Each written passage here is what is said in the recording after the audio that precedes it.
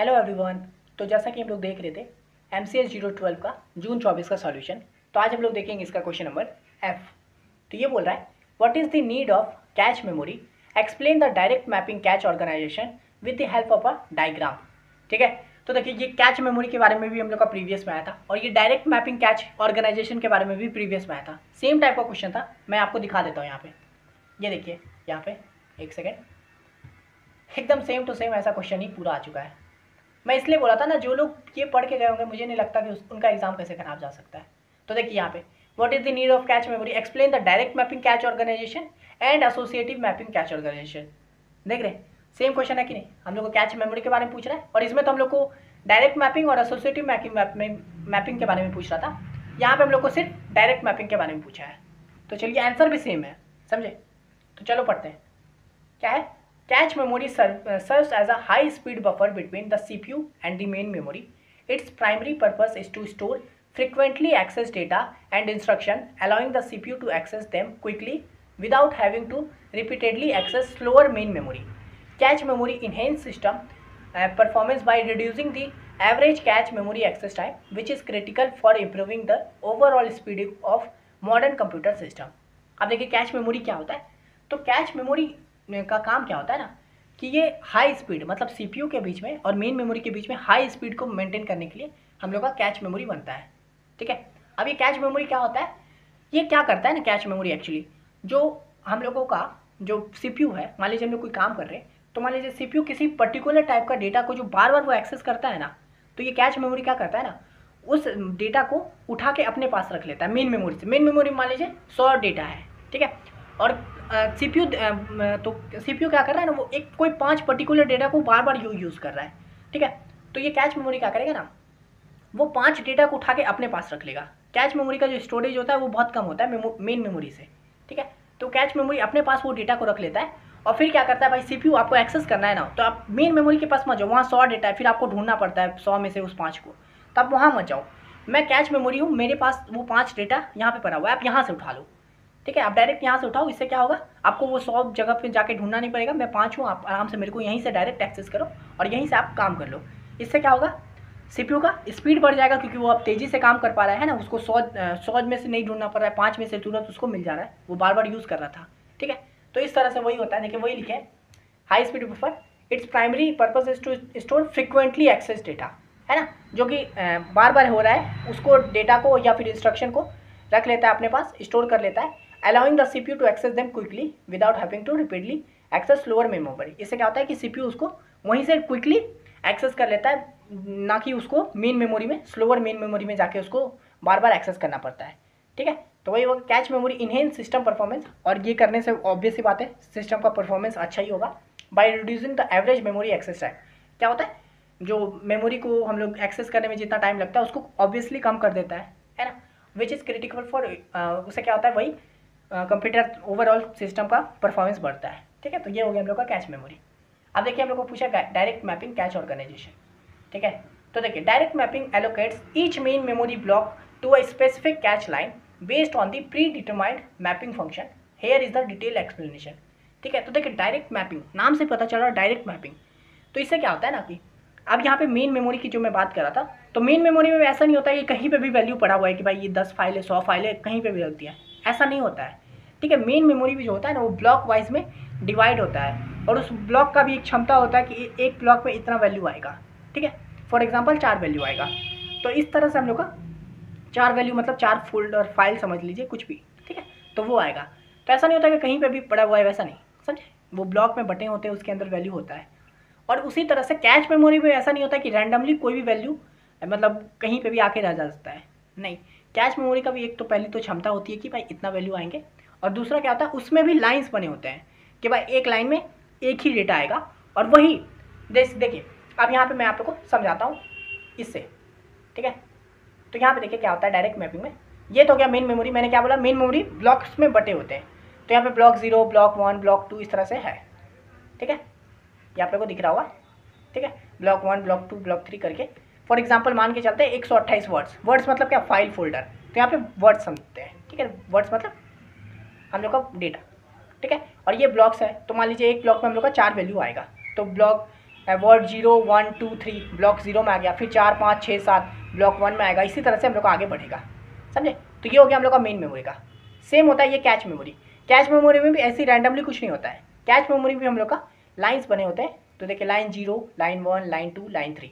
अब यहाँ पे देखिए ये जो मेन मेमोरी, मान लीजिए हम लोग को 4 5 6 7 ये वाला मेरे को ना, ये वाला फाइल चाहिए मेरे को, ठीक है। इसके अंदर मेरा काम का है, ठीक है। 5 नंबर मेरे को W5 चाहिए, वर्ड 5 चाहिए।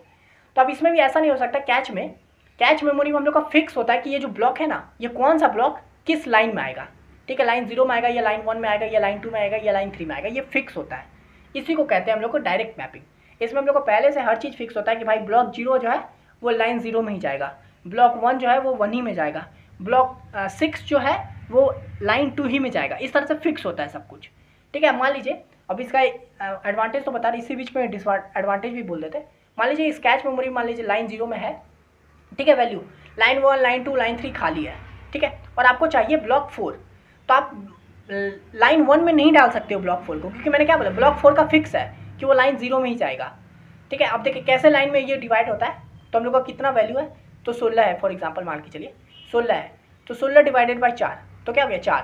तो यानी कि 4 का साइड में जाएगा, यानी कि ब्लॉक 0 इसमें गया तो ब्लॉक 1 लाइन 1 में जाएगा, फिर ब्लॉक 2 लाइन 2 में जाएगा, ब्लॉक 3 लाइन 3 में जाएगा, फिर ब्लॉक 4 जो है वो लाइन 0 में जाएगा। तो कैसे पड़ा 0 4 8 12 और 16 जो है ये सब लाइन 0 में जाएगा, 1 5 9 इस तरह से सब ये ब्लॉक लाइन 1 में जाएगा। इस तरह से हम लोग का मेमोरी बटा रहता है, ठीक है।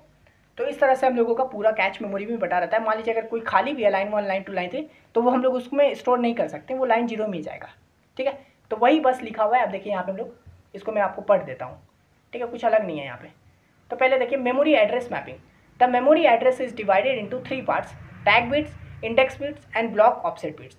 The index bits determine the cache line where the memory block is will be stored. तो पहले होता है मेमोरी एड्रेसिंग मैपिंग, यानी कि ये जो मेमोरी है ये किस एड्रेस पे जाएगा उसका सिस्टम। तो वो हम लोग का 3 पार्ट्स में होता है, टैग बिट्स में होता है, इंडेक्स में होता है, ब्लॉक ऑफसेट में होता है। और ये जो इंडेक्स बिट होता है यही बताता है कि किस कैच लाइन में जाएगा। ये कैच लाइन है लाइन 0 लाइन 1 लाइन 2 लाइन 3, तो ये बताता है हम लोग को कि कौन सा कैच लाइन में हम लोग का ये वाला जो ब्लॉक है वो कौन सा कैच लाइन में जाएगा, ठीक है। तो ये हो गया हम लोगों का। अब देखिए tag bit, sorry catch structure. तो देखिए the catch is divided into sets with each sets comprising multiple catch line. Each catch line can store data from one specific memory block. अब मैंने क्या बोला, कैच का भी स्ट्रक्चर होता है, वो भी लाइन्स में डिवाइडेड होते हैं इनटू सेट्स, जिसको सेट्स बोलते हैं, which each sets complying multiple catch line, ठीक है, यानी कि लाइन में बटे हुए होते हैं। और each catch line can store data from one specific memory block, ठीक है, यानी कि एक लाइन में एक ही ब्लॉक आएगा, समझे। यहाँ पे जैसे यहाँ पे लिखा है ब्लॉक 0 4 8 12, तो यहाँ पे ऐसा नहीं है कि लाइन 0 में ये सारा ब्लॉक है, नहीं, ये बता रहा है कि भाई लाइन 0 में इनमें से कोई एक आ जाएगा, ठीक है। अगर मान लीजिए आप एक्सेस कर रहे हो ना, तो ऐसा नहीं है कि 0 भी रहेगा और 4 भी रहेगा, नहीं, एक टाइम पे लाइन 0 पे कोई एक ही ब्लॉक रहेगा, या तो वो 0 रहेगा, या तो वो 4 रहेगा, या फिर 8 रहेगा। ऐसा नहीं है कि सब रहेगा, सिर्फ एक रहेगा, समझे। एक बार में एक ही को एक्सेस कर सकते हैं।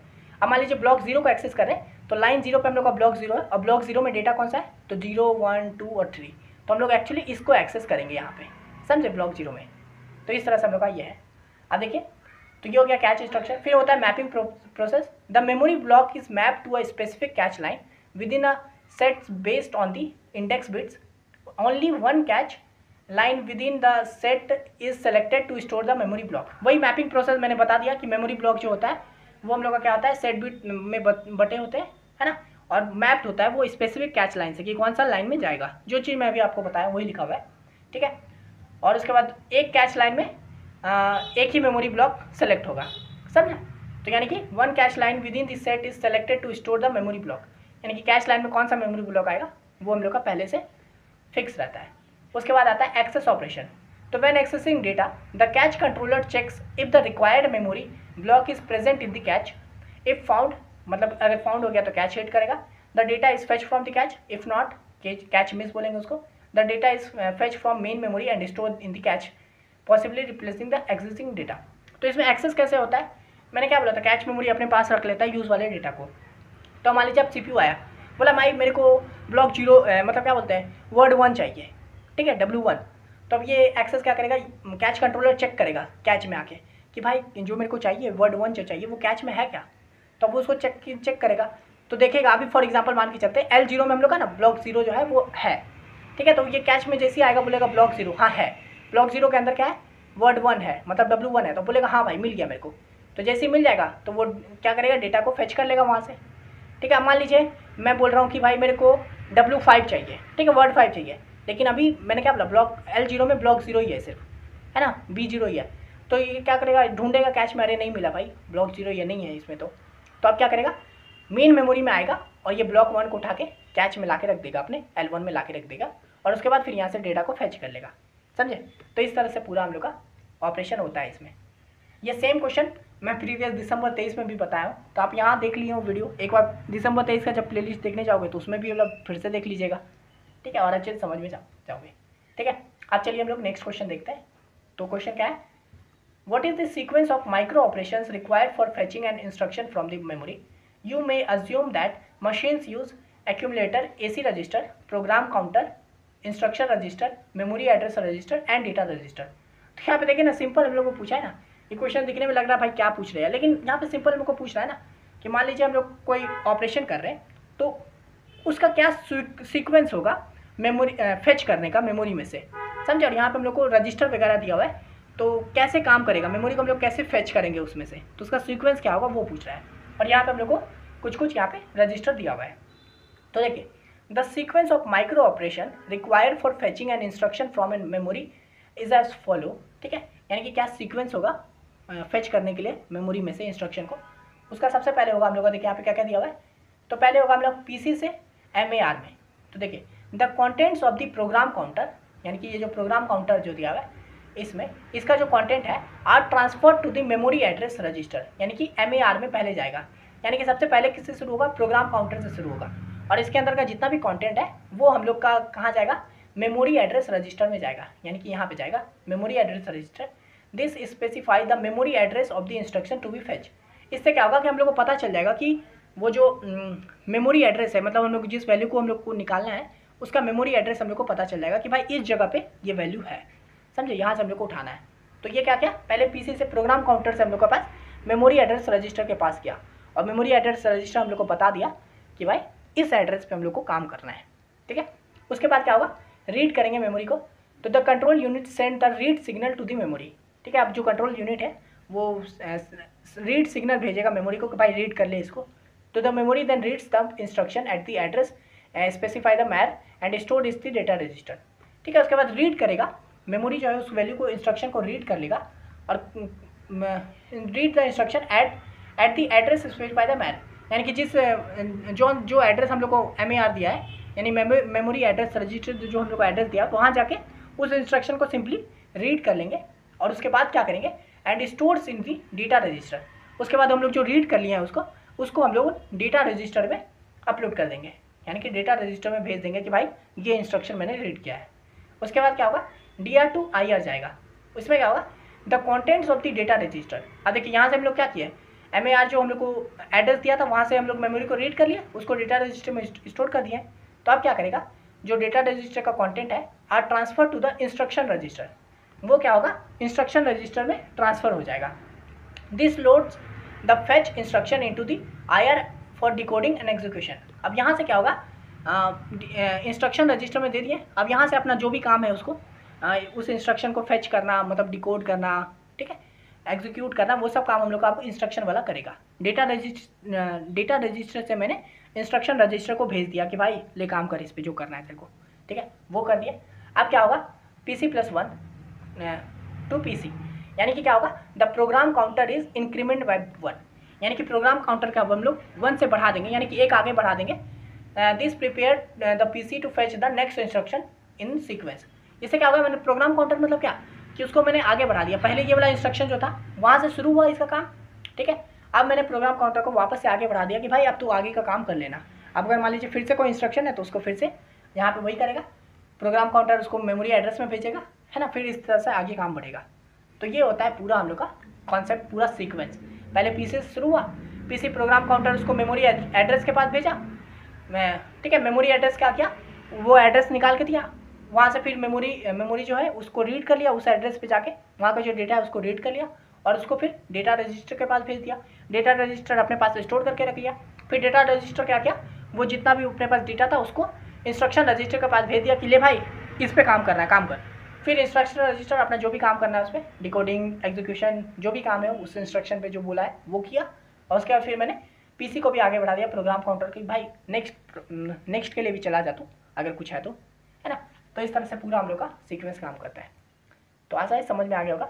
अब देखिए next question, what is the role of int 21H in 808 micro processor. ठीक है, अब देखिए यहाँ पे int 21H, ये भी क्वेश्चन ना प्रीवियस में आया था लेकिन अलग ढंग से आया था, पर हाँ int 21H के बारे में पूछा था, बोला कि क्या होता है int 21H। तो अगर आप वो पढ़ के गए होंगे ना, जब दिसंबर 23 का प्लेलिस्ट देखे होंगे तो आप जरूर इस क्वेश्चन को अटेम्प्ट करके आए होंगे। ठीक है, वैसा ही मैं पढ़ाता हूँ, यहाँ पे भी वैसे ही देखना आपको। मैं बोला था ना क्या, आपको क्वेश्चन को नहीं देखना है, आपको टॉपिक देखना है कि भाई मैं ये टॉपिक पढ़ रहा हूँ, अभी इन 21H के बारे में पढ़ रहा हूँ, टॉपिक पढ़ रहा हूँ, क्वेश्चन नहीं। ठीक है, तो यहाँ पे देखिए इन 21H is a powerful interrupt function in the 8086 micro processor that provides a variety of services to the operating system and application programs. It is used to perform tasks such as input-output operation, system calls and process management. तो देखिए int 21H क्या होता है ना, एक powerful interrupt function होता है 8086 में। ठीक है, इंटरप्ट फंक्शन होता है ये, जो क्या कहता है बहुत तरह का सर्विसेज देता है हम लोग का ऑपरेटिंग सिस्टम और एप्लीकेशन प्रोग्राम में। जैसे 8086 में भी बहुत तरह का ये सर्विसेज वगैरह देता है। ठीक है, it is use to perform task such as input output operation. ये किस में यूज़ होता है, इनपुट आउटपुट ऑपरेशन में होता है, सिस्टम कॉल्स में होता है और प्रोसेस मैनेजमेंट में भी इन 21H का यूज़ होता है। ठीक है, तो ये आप लोग समझ गए इन 21H के बारे में। अब यहाँ पे पूछ रहे हैं सम की रोल्स ऑफ इन 21H। आप देखिए इतना भी लिख के रुक सकते थे, 3 मार्क्स का क्वेश्चन है, लेकिन आप इसको कॉपी में जैसे लिखोगे वो कितना दिख रहा है उसके हिसाब से, लेकिन यहाँ पे मैं अच्छे से बता दिया हूँ। तो क्या होता है रोल क्या है, इनपुट आउटपुट ऑपरेशन। तो देखिए it handles basic IO task such as reading a character from the keyboard. तो AH is equal to 01H। ठीक है, मैंने क्या बोला, इन 21H तो इंटरप्ट फंक्शन होता है, इसमें बहुत तरह का काम होता है। तो इसमें सबसे पहला है कि ये इनपुट आउटपुट का बेसिक टास्क को कर लेता है, जैसे कि रीडिंग कर लेना कैरेक्टर फ्रॉम कीबोर्ड। तो अगर आप AH is equal to 01H करोगे तो इससे क्या होगा, हम लोग का जो भी हम लोग कीबोर्ड में लिखेंगे उसको प्रोसेसर क्या करेगा, फेच कर लेगा, मतलब रीड कर लेगा। ठीक है, writing the character to the screen, तो AH is equal to 02H। ठीक है, तो ये हो गया 02H। अगर हम लोग ऐसे लिखेंगे तो हम लोग जो भी कैरेक्टर लिखेंगे स्क्रीन में वो हम लोग का राइट हो जाएगा प्रोग्राम पे। एंड रीडिंग राइटिंग स्ट्रिंग, तो इस तरह से हम लोग का इनपुट आउटपुट ऑपरेशन होता है। उसके बाद आता है फाइल मैनेजमेंट, ये सब AH is equal to 01H, ये सब हम लोग का इन 21H का ही हिस्सा है। ठीक है, उसके बाद आता है file management, it supports file operation like opening, closing, reading and writing files. File management में होता है रीड करना, राइट करना, है ना, वो सब ओपन करना, क्लोज करना उसके लिए। उसके बाद आता है memory management, it's provides function to allocate and deallocate memory blocks. तो मेमोरी मैनेजमेंट के लिए भी होता है, किसी मेमोरी को जगह एलोकेट करना या किसी मेमोरी को कहीं से हटाना, तो वो सब काम भी इन 21H में हो जाता है। उसके बाद आता है program termination, it's allow program to terminate gracefully by returning control to the operating system. AH is equal to 4CH। ये सबसे मेन है, ये हम लोग का मतलब हम लोगों का नॉर्मल जो आप जब इसका प्रैक्टिकल भी करने जाओगे तो यही कहा, ठीक है, प्रोग्राम टर्मिनेशन का ही हम लोग का मेन यूज़ है। ठीक है, इन 21H में। तो ये क्या होता है, प्रोग्राम को बंद करने के लिए, भाई कि कोई प्रोग्राम रन कर रहे हैं, ठीक है, तो अब उसको हम लोग को बंद करना है, जैसे एग्जिट करते हैं ना, तो वही वह इन 21H करने से AH is equal to 4CH कर देने से प्रोग्राम हम लोग का टर्मिनेट होता है। समझे, मेन वही एग्जिट कर देना या बंद कर देना, जैसे कंप्यूटर बंद कर देता हो तो वही प्रोग्राम बंद करने के लिए भी यूज़ होता है इसका, AH is equal to 4CH। ठीक है, तो इस तरह से हम लोग का था पूरा इन 20H के बारे में। आशा करते हैं आपको ये वीडियो समझ में आ गया होगा। ये PDF चाहिए तो आपको पता है क्या करना है, सिंपली मेरे को इंस्टा पे मैसेज कीजिए, इस वीडियो का लिंक कॉपी करके वहाँ पेस्ट कर दीजिए, मैं ये वाला प्रोवाइड वहाँ करवा दूँगा। ठीक है, तो इस वीडियो के लिए इतना ही, और अगर आप बाकी नहीं देखे हो तो वो भी ज़रूर देख लीजिएगा। एग्जाम के वक्त देख रहे हो तो आप बाकी एग्जाम का भी आप देख सकते हो, यहाँ पे सब मिल जाएगा आपको कंटेंट। ठीक है, मैं यहाँ पे प्रीवियस ईयर ही सॉल्व करवाता हूँ, तो ज़रूर देख लीजिएगा। और इस वीडियो के लिए इतना ही, मिलते हैं नेक्स्ट वीडियो में, तब तक के लिए धन्यवाद।